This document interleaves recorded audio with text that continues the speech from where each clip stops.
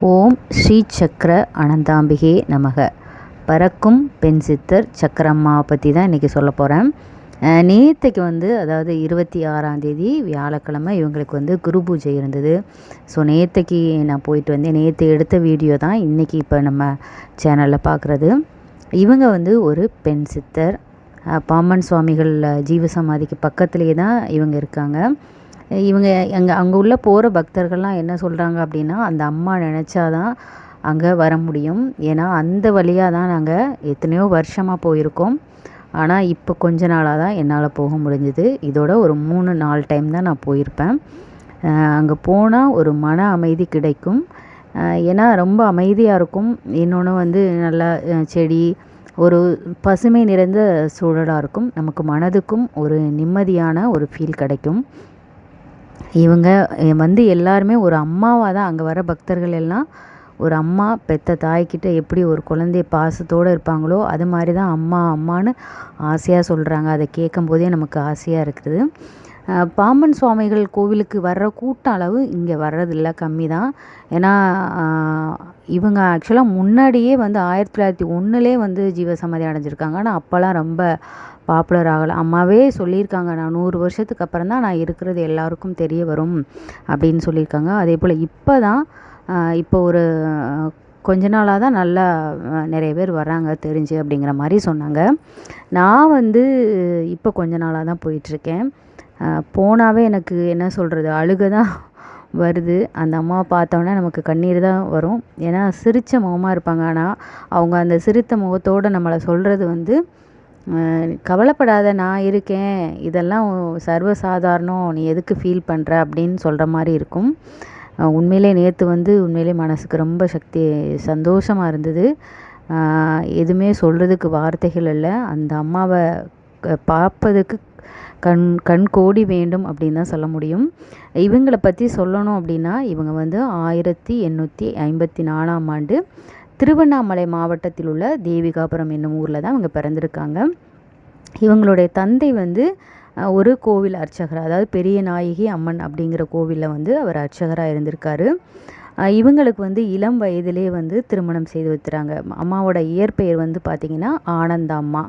அப்போ திருமணம் செய்து வைக்கும்போது ரொம்ப இளம் வயதாக இருந்தனால அவங்களால குடும்ப வாழ்க்கையில் ஈடுபட முடியல. ஆனாலும் அவர்கள் கணவரோடு இருந்திருக்காங்க. இவங்க அப்பா அர்ச்சகராக இருந்ததுனால இவங்களுக்கு சிவஸ்துதிகள் எல்லாமே கற்று சிவன் மேலே அதிக ஈடுபாடு கொண்டவங்களாக இருந்திருக்காங்க. இவங்க ஸ்ரீ சக்கரத்தையும் அந்த கோவிலில் போய் பார்த்திங்கனாவே தெரியும், ஸ்ரீ சக்கரம் பக்கத்திலே லிங்கம் இருப்பாங்க. ரெண்டையும் வழிபட்டதுனால தான் இவங்களுக்கு ஸ்ரீ சக்கர ஆனந்தம்மா அப்படிங்கிற பேர் வந்ததும் சொல்கிறாங்க. அதுவே காலப்போக்கில் மருவி ஸ்ரீ சக்கரை அம்மா அப்படிங்கிற மாதிரி ஆயிடுச்சு. இப்போ இவங்க கல்யாணம் முடிஞ்சு கணவரோடு இருக்காங்க. கணவரும் கொஞ்ச நாளில் நோய்வாய்ப்பட்டு இறந்து போயிடறாங்க. அதோடு அவங்க தம்பியோட வீட்டுக்கு கணவர் இருக்கும்போது அவங்களுக்கு வெறும் 20 வயது தான் ஆகுது. அப்போ நம்மளுக்கு தெரியும் இல்லையா, அப்போ அந்த மொட்டை அடித்து அந்த காவி உடை அணிவிப்பாங்கள்ல, அது போல் இந்த அம்மா அவங்கள இருக்கிறாங்க. அப்படி இருக்கும்போது தான் அவங்க தம்பி வீட்டில் இருந்துட்டு அவங்க என்ன பண்ணுவாங்கன்னா, அவங்களோட வீடு மாடியில் போயிட்டு அங்கே போனீங்கன்னா, அந்த கோயிலுக்கு போனீங்கன்னா கூட அந்த ஃபோட்டோ இருக்கும். அந்த இடத்துல உட்காந்துட்டு அவங்க தன்னைத்தானே பேசிட்டு சிரிச்சிட்டு அந்த மாதிரி இருப்பாங்களாம். அவங்கெல்லாம் என்ன நினச்சிட்ருக்காங்க, இல்லை இவங்களுக்கு ஏதோ கணவர் இறந்ததுனால மனநலம் பாதிக்கப்பட்டுருச்சு அப்படின்னு அவங்க நினச்சிட்டு இருந்திருக்காங்க. அங்கே போய் தான் அம்மாவோட வாழ்க்கையில் ஒரு மாற்றம் என்ன அப்படின்னா, அங்கே நட்சத்திர குன்று அப்படின்னு ஒரு சிறு மலை இருந்திருக்கு. அங்கே ஒரு ஆலயம், ஒரு கோவில். அந்த ஆலயத்தில் எப்போவுமே அம்மா வணங்குறதுக்காக போகும்போது அங்கே ஒரு சன்னியாசினி, அவங்க பெண் சன்னியாசினி, அதுதான் அவங்களுடைய வாழ்க்கையில் திருப்பு முனையாக அமைஞ்சிருக்கு. குணாம்பா அப்படிங்கிற அந்த அம்மா தான் ஆனந்தம்மாவுக்கு எல்லாமே சொல்லி கொடுத்துருக்கு. குணாம்பா தான் ஆனந்தம்மாவுக்கு பறக்கக்கூடிய சக்தி, அதாவது லஹிமா அப்படிங்கிற மந்திர தீட்சையை கொடுத்துருக்காங்க. இதன் மூலமாக இவங்க பல இடங்களுக்கும் பறந்து சென்று வந்திருக்காங்க. அந்த சக்தியும் இவங்களுக்கு கிடைச்சிருக்குது. சித்தர்கள் பலருக்கும் இந்த பறந்து செல்லும் ஆகாய மார்க்கமாக பறந்து செல்லும் சக்தி இருந்ததாக சொல்லப்படுது. ஸோ இவங்களும் இதை வைத்து அவங்களும் அந்த சக்தியை உபயோகிச்சிருக்காங்க. வந்து அந்த காலகட்டத்தில் வாழ்ந்த ஒரு அரசியல் பிரமுகர் கவிஞர் திருவிக அவர்கள் வந்து பார்த்துருக்காங்க. அவர் ஒரு நாள் காலேஜில், அதாவது ஹாஸ்டலில் இருக்கும்போது இந்த அம்மா பறந்து போனதை அவர் பார்த்ததா அவர் எழுதிய ஒரு நூலில் வந்து சொல்லியிருக்காங்க.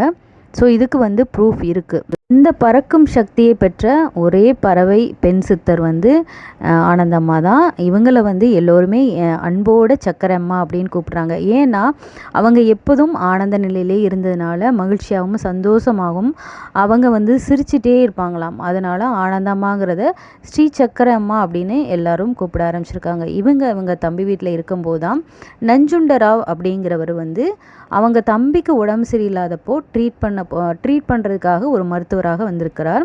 அப்போ அவர் இந்த சிரிப்பு சத்தத்தை கேட்டுட்டு தான் யார் இது என்னன்னு விசாரிக்கும் போது இவங்க சொல்லியிருக்காங்க, இல்லை அவங்களுக்கு வந்து இந்த மாதிரி பித்து பிடிச்சிருச்சு, அதனால் இது பண்ணிகிட்ருக்காங்கன்னு. அவர் மறுமுறையும் போகும்போது அதே மாதிரி இருக்கும்போது அவருக்கு வந்து ஒரு உணர்வு ஏற்பட்டிருக்கு.